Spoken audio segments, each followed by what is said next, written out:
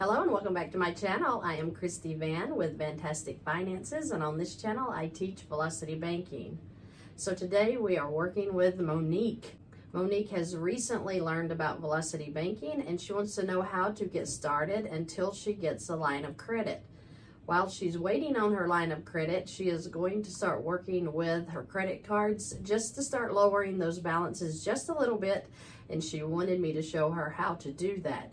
So I'm going to go over that process with you so that you will have a better idea of how to use credit cards if that is your only line of credit at this time.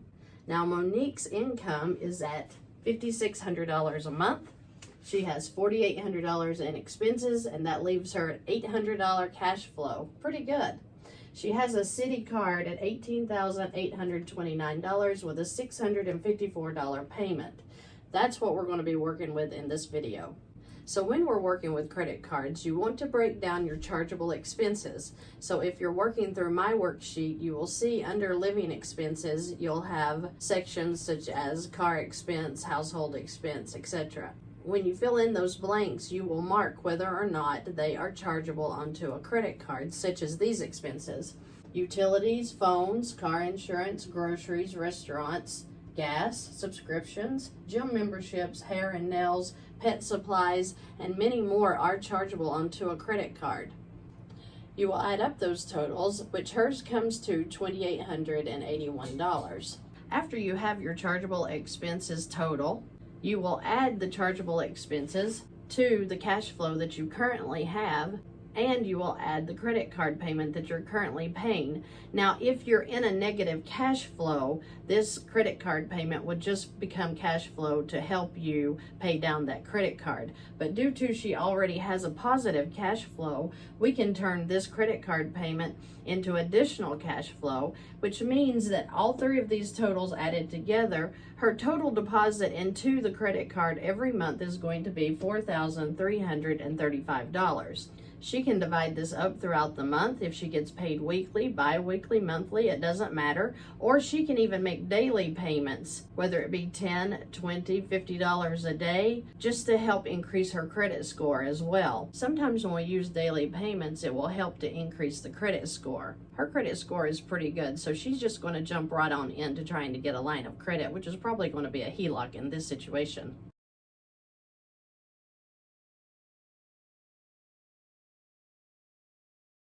So to show a quick example of how this will actually work when you are doing it for yourself. So her credit card balance being at $18,829 at a 16% interest will look like this. Her income of $4,335 will go into this card, bringing her balance down to $14,494. Well, the 16% interest was averaged off of these two numbers. So the $223 is an approximate of what would be charged on these amounts.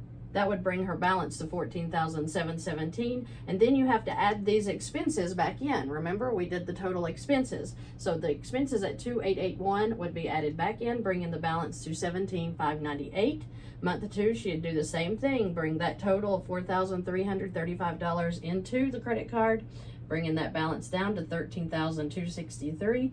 You'd have to add the interest back in that the banks do an average daily balance. So this is approximate $206, bringing her balance back up to $13,469. Again, these expenses have to come back out because we have to eat, we have to pay our car insurance. The balance would be back up to $16,350, and then in month 3, that income would go in again, bringing her balance down to $12,015.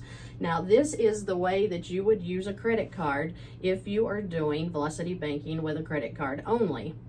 This lady has every promise of getting a line of credit, so of course it would work much faster because we can use all of the income going into this account, which will bring her interest rate charges down just a little bit.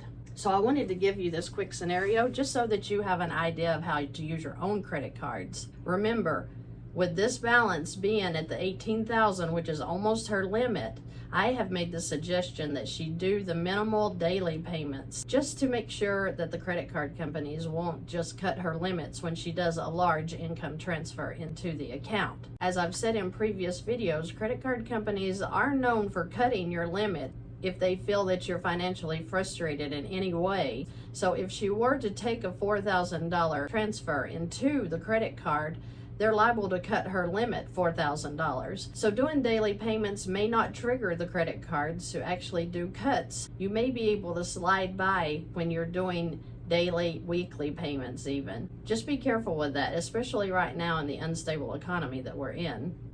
So if you have any questions or comments regarding this scenario or regarding your own credit cards, please leave them below. I have links where you can contact me below each video, and I appreciate you watching today. I hope you guys have a great week, and I will see you in the next video.